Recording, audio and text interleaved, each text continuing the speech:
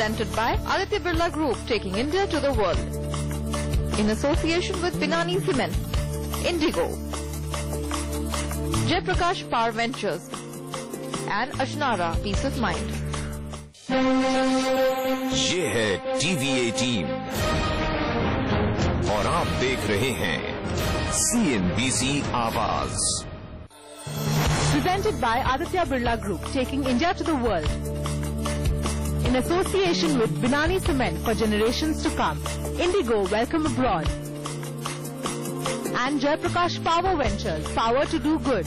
Digital outdoor partner DSN, cafe partner Barista, print partner Business Standard, broadcast partner YouTube.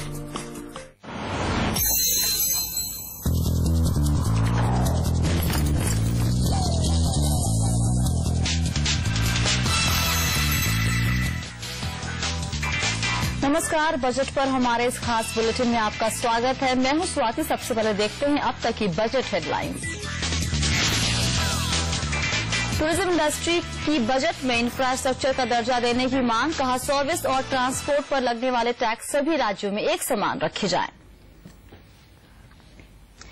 क्या है पंजाब के गांवों में लोगों की वित्त मंत्री से उम्मीदें. ड्राइविंग फॉर ग्रोथ में हर्षदा सावंत के साथ करेंगे तरक्की का सफर.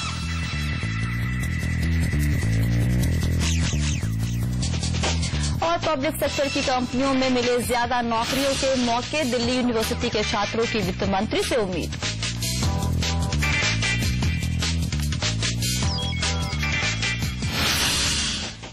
काले धन के मुद्दे पर लगातार बदनाम हो चुकी सरकार बजट में इस तरफ कुछ ठोस कदमों का ऐलान कर सकती है. इसमें 50% टैक्स के साथ काले धन को वापस लाने की छूट मिल सकती है. पूरी खबर जानने के लिए चलते हैं अपने संवाददाता लक्ष्मण रॉय के पास. लक्ष्मण, इस बजट में काले धन के मुद्दे पर क्या कुछ ठोस ऐलान किए जा सकते हैं? देखिए, हमें जो सूत्रों से जानकारी मिले उसके मुताबिक इस बजट में सरकार काले धन के मुद्दे पर एक व्हाइट पेपर जारी कर सकती है और जिसमें काले धन के ऊपर कई सारी जानकारियां सदन के सामने रखी जाएंगी और साथ ही साथ काला धन कैसे वापस लाया जाए और काले धन को ले जाने पर कैसे रोक लगाई जाए, इसके लिए तमाम उपायों का ऐलान किया जा सकता है.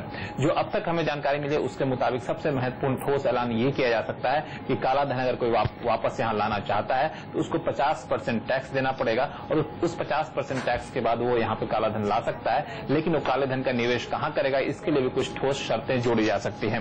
दूसरी महत्वपूर्ण बात यह है कि काला धन बाहर ना जाए, इसके लिए भी कई सारे महत्वपूर्ण ऐलान किए जा सकते हैं, जिसमें वेल्थ टैक्स का दायरा बढ़ाया जा सकता है. उसमें कई सारी नई चीजें शामिल की जा सकती हैं. साथ ही साथ विदेश में के बैंकों में अगर कोई काला धन जमा करता है, वहां तो कोई रकम जमा होती है तो उस रकम पर भी वेल्थ टैक्स लगाने का प्रस्ताव रखा जा सकता है और कई महंगी चीजों को वेल्थ टैक्स के दायरे में रखा जा सकता है ताकि काले धन को बढ़ावा न मिले. तीसरी महत्वपूर्ण बात यह है कि काले धन को पता लगाने की कोशिश में सरकार के सामने अभी एक दिक्कत यह आती है कि अगर किसी इनकम टैक्स रिटर्न 6 साल पुराना है, 6 साल या इससे ज्यादा पुराना, तो उसकी जांच अभी इनकम टैक्स विभाग नहीं कर सकता है. लेकिन इस बजट में इस बात का ऐलान किया जा सकता है कि अगर कोई इनकम टैक्स रिटर्न 6 साल से भी ज्यादा पुराना है, इस बात की भी जांच करने का अधिकार इनकम टैक्स डिपार्टमेंट को दिया जाए ताकि इससे माना जा रहा है कई विदेशों में खासकर HSBC जेनेवा में जो भी कई खाते हैं और दूसरे बैंकों में विदेशों में कई खाते हैं, तो वहां पे काले धन का पता लगाने में ये एक बड़ी दिक्कत आ रही है. तो ये एक दिया जा सकता है. तो कुल मिलाकर सरकार की कोशिश ये होगी कि काले धन के मुद्दे पर सरकार अपना रुख साफ करे. हालांकि विपक्षी पार्टियां मांग कर रही हैं कि उनके नाम बताया जाए जिनके काला धन है, लेकिन माना जा रहा है कि इस बजट के में जो व्हाइट पेपर रखा जाए काले धन के मुद्दे पर, उसमें नाम तो नहीं बताए जाएंगे, रकम जरूर बताए जाएंगे. जी.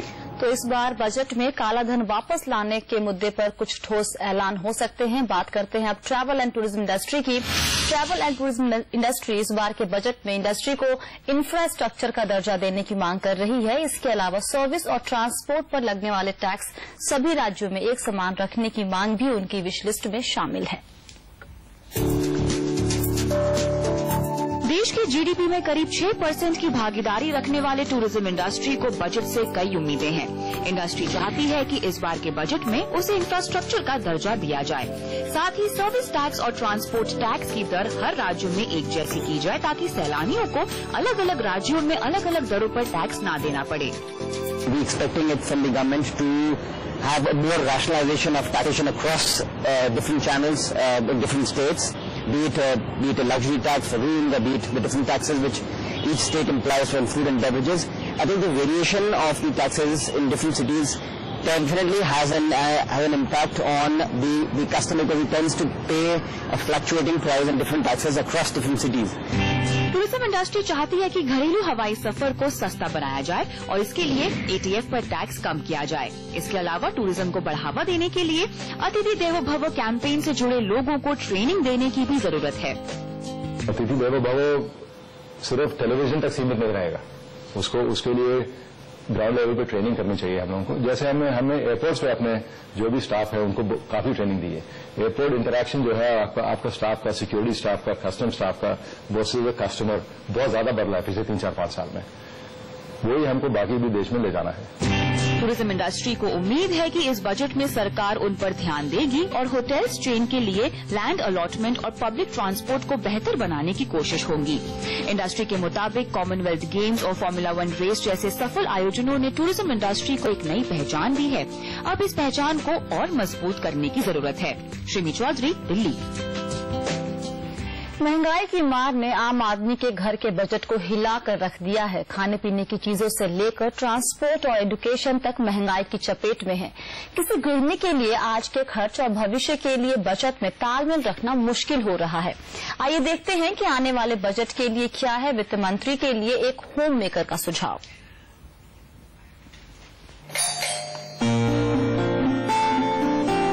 हम लोग 5 जन हैं फैमिली में, न्यूक्लियर फैमिली है हमारी।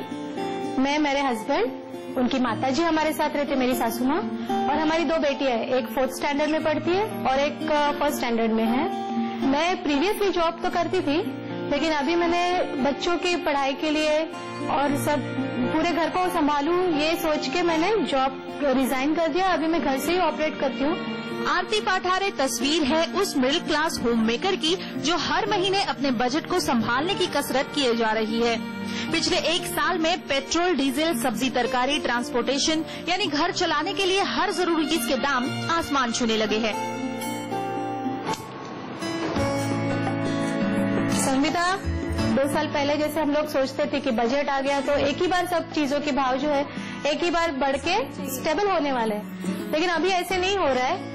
अभी तो पेट्रोल के भाव जैसे ही बढ़ेंगे हर 2 दिन बाद कुछ ना कुछ बढ़ते ही जा रहे हैं। हम लोग ये महीने में सोचते हैं ये मेरा बजट है, ये मैं कैलकुलेट करके ले लूं। मे बी नेक्स्ट मंथ में वही बजट में से मैं रन नहीं कर पाऊंगी। पिछले 1 साल में जिस चीज ने आरती को सबसे ज्यादा परेशान किया है वो है गैस के दाम। पिछले बजट से अब तक गैस के दाम करीब 50 रुपए प्रति सिलेंडर तक बढ़ चुके हैं। खाने के तेल के दामों में भी 15 रुपए तक की बढ़ोतरी हुई है। सिर्फ इतना ही नहीं, पेट्रोल और डीजल की बढ़ती कीमतों से भी गृहिणियां काफी परेशान हैं, क्योंकि डीजल महंगा होने से ट्रांसपोर्टेशन महंगा होता है और इसका असर हर चीज पर पड़ता है। पिछले साल जहां आम आदमी का महीने का खर्च 10 से 12 हजार में निपटता था, वहीं अब कम से कम 18 से 20 हजार रूपए भी होम मिनिस्टर को कम पड़ने लगे हैं। अचानक से खर्चे आ जाते हैं, कभी मेडिसिन है, कुछ भी हो सकता है। तो like minimum 18 to 20,000 is a must. You have to run the house normally.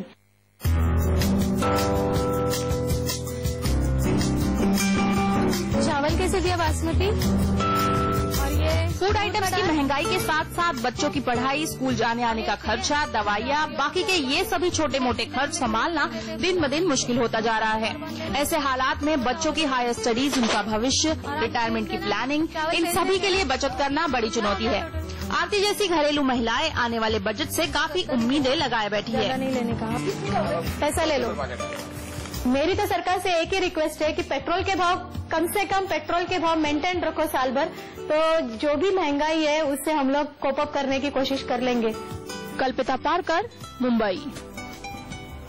वक्त है ब्रेक का। ब्रेक के बाद हमारी खास सीरीज ड्राइविंग फॉर ग्रोथ में हर्षदा के साथ चलेंगे पंजाब के गांव और जानेंगे वित्त मंत्री से क्या है गांव वालों की उम्मीदें। आप बने रहिए हमारे साथ।